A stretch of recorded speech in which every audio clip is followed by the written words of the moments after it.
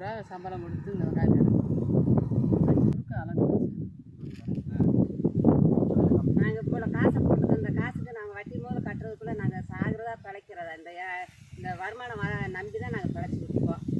இந்த வருமானமும் வரலைன்னா நாங்கள் எப்படி இதெல்லாம் சரி பண்ணி மான் குருவி தண்ணி இதுலலாம் எப்படி இந்த கருதை நாங்கள் இனிமேல் வெள்ளாமை பார்த்தா எங்களுக்கு வெள்ளாமை வருமா?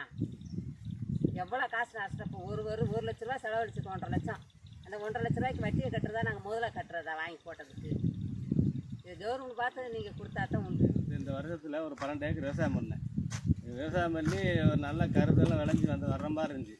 அந்த டயத்தில் வந்து மழை பெஞ்சு இந்த குருவி மான் இதெல்லாம் திண்டு இதெல்லாம் வேஸ்ட்டாக போச்சு. கருது பூரா ஒரு கருதுக்கு ஒரு அரிசியே இல்லை, எல்லாமே திண்டு பிடிச்சி. இதை நம்பி நான் கடன் வாங்கி செஞ்சு ஒரு இப்போ 6 லட்ச ரூபாய்க்கு மேலே கடன் வாங்கி விவசாயம் பண்ணேன். வந்து கவர்மெண்ட்டு ஏற்கனவே இன்சூரன்ஸ் எல்லாம் வந்து 4 வருஷமாக கட்டிகிட்டு இருக்கேன் சார். கவர்மெண்ட் இன்சூரன்ஸே கொடுக்கல.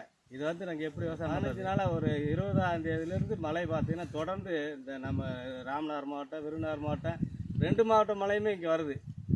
விருதுநகர் மாவட்டம் அருப்போட்டை தாலுகா குமுசனம்பட்டி கிராமம் ஊராட்சி. இதில் வந்து இந்த 2 மாவட்ட மழையும் பேஞ்சு இந்த வருஷம் ரொம்ப எங்களுக்கு பாதிப்பு உண்டாயிடுச்சு.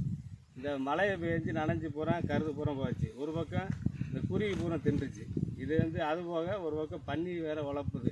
இப்போ பலவாக்கில் எந்த வெள்ளாமே வீடு வந்து சேரல சார். நாங்கள் எப்படி சார் கடன் வாங்கி செஞ்சு விவசாயம் பண்ணி இப்போ இந்த ஒரு கஷ்டப்பட்டுருக்கேன். நாங்கள் சாகிறதா பிழைக்கிறதா இது என்னமே ஒன்றும் புரியல.